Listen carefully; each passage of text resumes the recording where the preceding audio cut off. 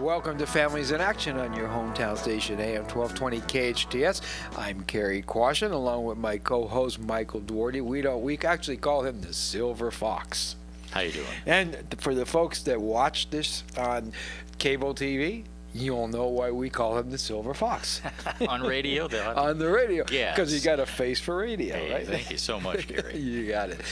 So anyways, Action is brought to you by your local hometown station, AM 1220. Which we've been on the air now for almost 13 years. Almost 13 years, right? November is 13 years. November. So we got that straight. In November is 13 years. That's a long time. It is. That's phenomenal. Exactly. And we also brought to you by Action Family Counseling, which is alcohol and drug rehabilitation centers for adolescents and adults. We have everything from outpatient to residential treatment centers and everything in between. And we'll actually talk about some of that today when it comes to intervention and that kind of stuff. And also the Action Foundation, which, Mike, I'll let you talk about. You know, Cary, we're going to be talking about interventions today. And I think as part of that, parents are a big part of an intervention. Parents are a huge part of an intervention. So what they need is information.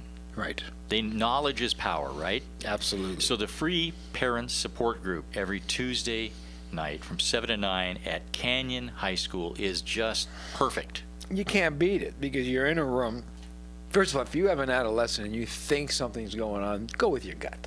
Probably something is, but where better can you go than in a room full of parents that have been through whatever you have gone through or are going through, period.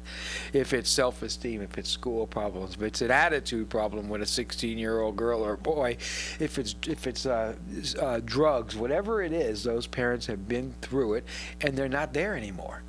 So it's really a good thing.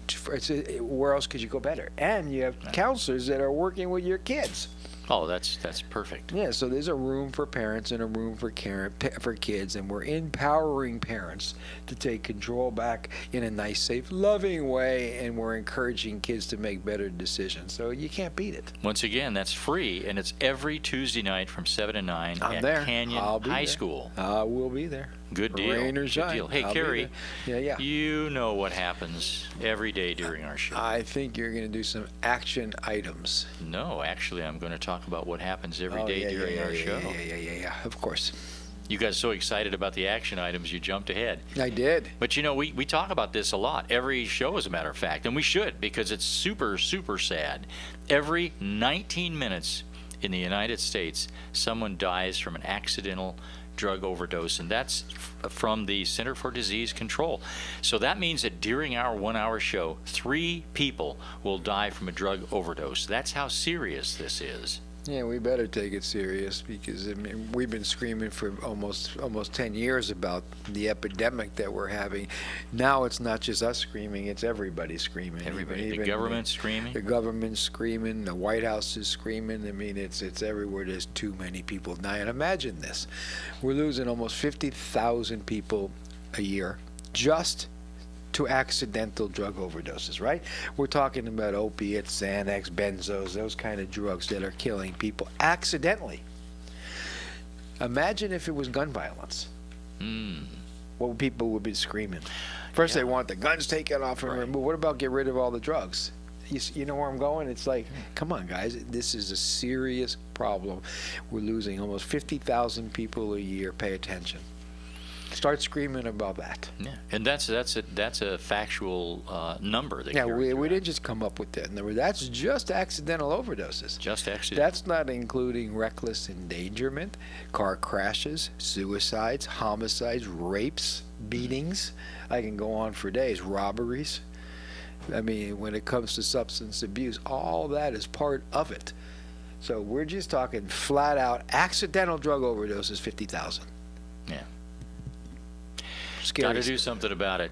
To do something. Have to do more than something. We have to do a bunch of somethings. Well, I think everybody's now taking a look at it. I know they tried to come up with $1 billion to do that. I don't think they quite made it to $1 billion. It was approved for what? Something 183 million. Yeah, which is a little bit shy of 1.1 billion. Yeah, just a little bit. But you know what? It's a start. It is. Hey. And we as society has to start somewhere. You know what we should do? You remember the old March of Dimes? Yeah. It all started because they needed to raise a bunch of money, and the best way to do it was to have everybody send in their dimes. That's Kids, right. everybody. Wow. They sent them in, and it was a wonderful program. Maybe we should have the March of Dimes for drug abuse. We got to do something, that's for sure, because it's just going to get worse before it gets better. Cary, I have an action item, and this falls right into line with what we're talking about right here. The number of cases of poisoning from synthetic marijuana rose sharply in the past year.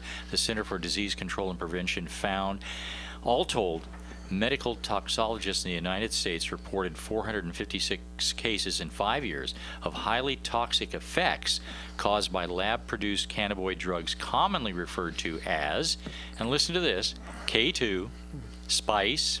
They're also known as Black Mamba, Bliss, Bombay Blue, Genie, and Zohai. Did I spell that right? Very close. Close enough. Close enough. Anyway, we've seen a dramatic increase in synthetic cannabinoid poisoning, said Dr. Jeffrey Brent, one of the authors of this report. 33 people collapsed on the streets of New York City, presumably from an overdose of K2, underlined the seriousness of these findings. The cases in Brooklyn are not counted in the new CDC report. Well, you know what the reality is okay, it comes back to drug testing and treatment.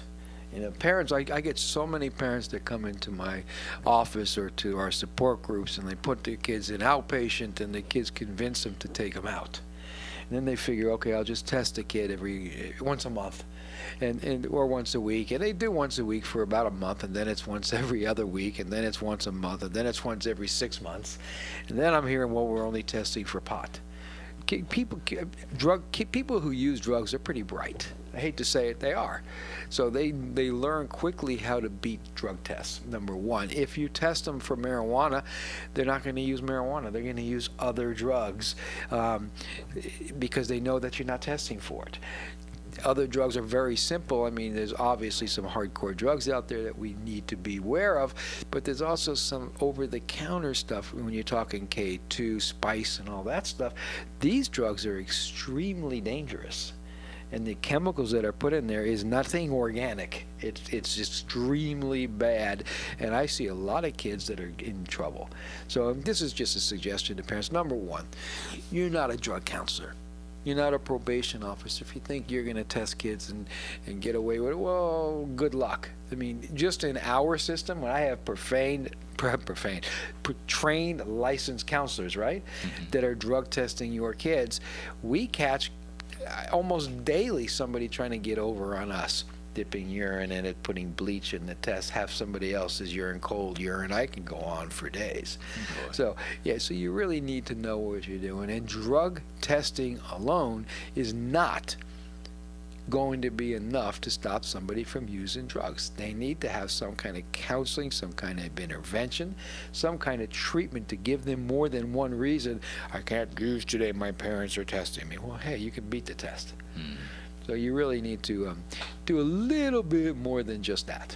And Cary, just in case somebody's out there listening saying, well, yeah, but it's synthetic, and well, listen to this. Synthetic cannabinoids can be anywhere from 2 to 100 times more potent than THC, the psychoactive ingredient in marijuana. And as we have talked many times on this program, as Dr. Trivett had mentioned to us, our ER doctor over at Henry Mayo Newhall Hospital, that they are seeing people coming in who are displaying psychotic symptoms, and the only thing they find in their system is marijuana. Well, we deal. I've been doing this for quite a long time, quite some time, right? And I can't tell you the amount of people in the last, just let's say 10 years, that has come into our mental health units, the ER departments, our chemical dependency treatment centers, that have some kind of psychosis, and it's not pot. I mean, it is drug-induced, but it's from these over-the-counter drugs, synthetic THC or whatever you want to call it. First of all, the chemicals change always, because they're always trying to make it, okay, if they make this chemical illegal, so they add a different chemical. That's how they're getting over on it. And you don't know how these chemicals are going to react to your body. And you brought something up earlier when you were talking, and this report seconds what you said. There are Another element of danger is introduced in the marketing of these drugs, often billed as natural synthetic cannabinoids, but it isn't natural. There's nothing natural out there. People, let's even mess with marijuana for a minute. I don't want to get into any kind of debate with anyone today about it. But how do you? What do you think's going on in these plants to make them strong as they are? There's chemicals being used, and I could tell you that a lot of places they're flying those crop dusters over these plants to kill the bugs that are on them. So just think about really what you're putting in your body, and then you call it organic. And here's another word of caution. Currently, no specific antidotes exist, so patients receive only standard supportive care and monitoring if you go into the ER with that problem. Wow, And that we see lots of it, Mike, is people come in there and they're drug-induced psychosis. Yes. And medication don't always work for that. Hopefully time does, and they snap out of it. But as you know, working in the mental health facility a lot of these people don't come back. They fry their brain. They do. And that's it. They got problems the rest of their life. Wow. And it ain't pretty. We see a lot of folks in there that have literally fried their brains. It's terrible. It's horrid. They think things are planted in their ears. Yes. And somebody went into their brain. I can go on for days. Oh, yeah. Hyper-religious, hyposexual. And on and on and on. Yeah, their life doesn't work. No. Cary, one more action file. Paranoid like crazy. Yes. What's that you said? Paranoid, right? Yes. It's terrible. I was kidding with you about the I know. paranoid. Watch out. Yeah, enough. Yeah. Oh, that's no fun either. I know. Right. Columbo's behind you. I knew that. Okay, just checking. See, we're making fun of this, but we're only making fun of it because we want you to understand how serious it is. How serious it really is. It's no fun if somebody's paranoid. No. And it's terrible to sit down and watch somebody like that. Oh, absolutely. Another action file just before we get into talking about interventions. This is exciting, Cary. House passes the most significant mental health reform bill in decades. Mm-hmm. This is big news. Our psychiatrist at the Behavioral Health Unit, Arjun Reyes, got very excited when he read this. Last week, the House of Representatives almost unanimously passed one of the most significant bills targeting mental health reform since 1963. Okay, but now listen to this. But mental health advocates say this notable victory is only the tip of the iceberg. The Helping Families in Mental Health Crisis Act will help to address holes in the U.S. mental health system by providing more hospital beds for people dealing with a mental illness who will need short-term hospitalization, which is what our unit is all about, short-term. Correct. They will also require that Substance Abuse and Mental Health Services Administration, SAMHSA, establish an interagency committee to create evidence-based findings into systems of care, which would have to do with health care.